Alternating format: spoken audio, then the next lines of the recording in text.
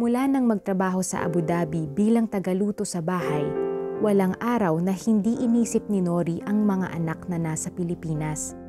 Umiiyak ako, tapos ang hirap siguro mga 3 months din na ganun, pero sabi ng ate ko, hindi ka pumunta dito para umiyak ng umiyak. Sabi niya, nandito ka para mag-work.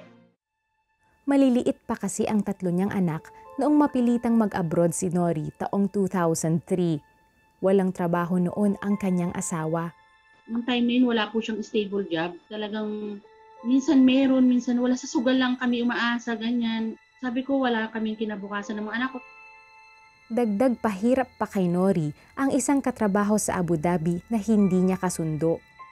Salbahe siya, yung kahit pagtulog pa yung amo ko, wala siyang ginagawa, ako lahat nagtatrabaho. Pero siya lagi napupuri ng amo ko dahil nga nagsisip-sip siya. Sa kabila noon, pinagbuti ni Nori ang trabaho hanggang sa makuha niya ang tiwala ng kanyang employer. Matapos ang 2 taong kontrata sa Abu Dhabi, nagdesisyon si Nori na bumalik na sa Pilipinas para maalagaan ang mga anak, lalong-lalo na ang bunsong si Carlo. Dapat ako pa yung nag-aalaga sa kanya, dapat ako pa yung nagpapaligo sa kanya at nagpapakain. Talagang kinonsensya ako ni Lord na hiniling-hiling mo yung anak mo na yan na magkaanak ka na lalaki, tapos iiwanan mo. Ginawa ni Nori ang lahat makabawi lang sa bunsong anak. Pero di nagtagal, dumating ang isang malaking pagsubok. 2006 po nung ma-diagnose po siya na may brain tumor siya.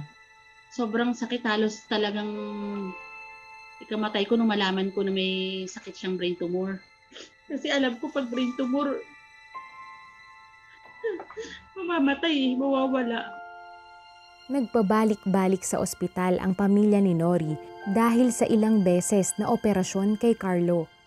Pinagsisihan ko yung pag-abroad ko.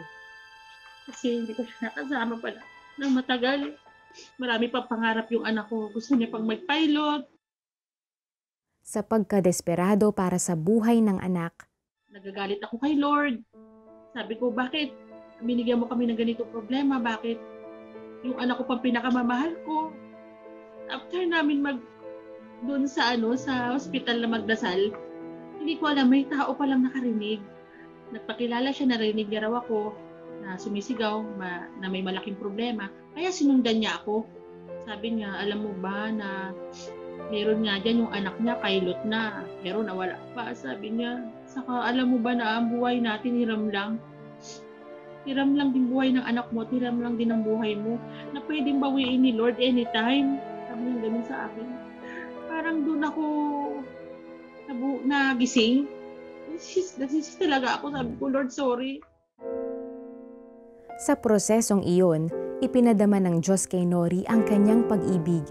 Isang grupo ng mga Kristiyano ang dumating sa ospital para maging katuwang niya sa pananalangin.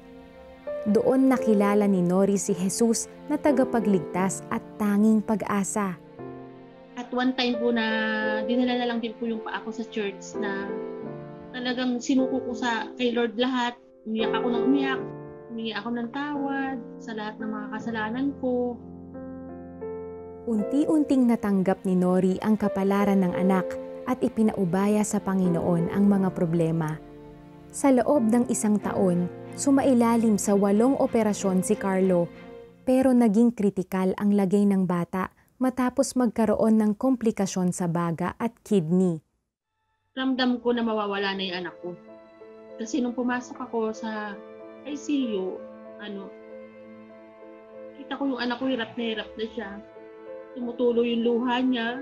Sabi ko, anak, pinapayagan na kita. Sabi ko, narinig niya sa akin for the last time na pinapayagan ko na siyang umalis, mag-let go.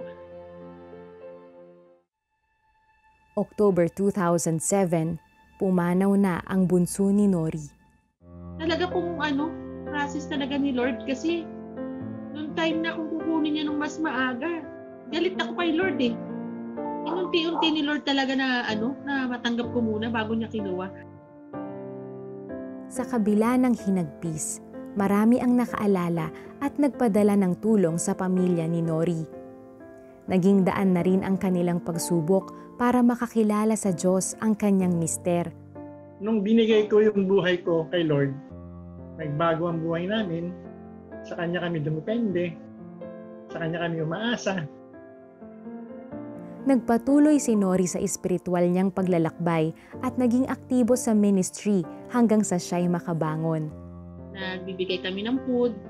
Naisip ko, gagamitin ako ni Lord kasi eto nangyari sa akin to na-experience ko din kung paano ko tinulungan ni Lord at paano ko din napatunayan na may Diyos talaga. Kaya pwede kong i-share sa mga parents na may pinagdadaanan katulad ko. Makalipas ang 2 taon, sa parehong buwan na pumanaw ang anak na si Carlo, ay nagsilang muli si Nori ng isang lalaki, si David. Ngayon, isang pamilya silang naglilingkod sa Panginoon.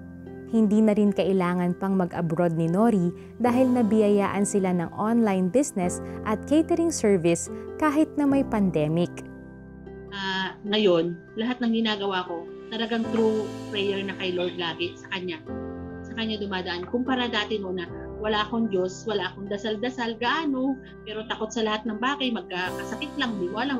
Samantala ngayon kung magkasakit, andyan ang Diyos, andyan si Lord, alam mo, hindi ka papabayaan. Yung finances, alam mo, nandiyan si Lord kasi may Diyos ka, may bibigyan ka niya ng tulong.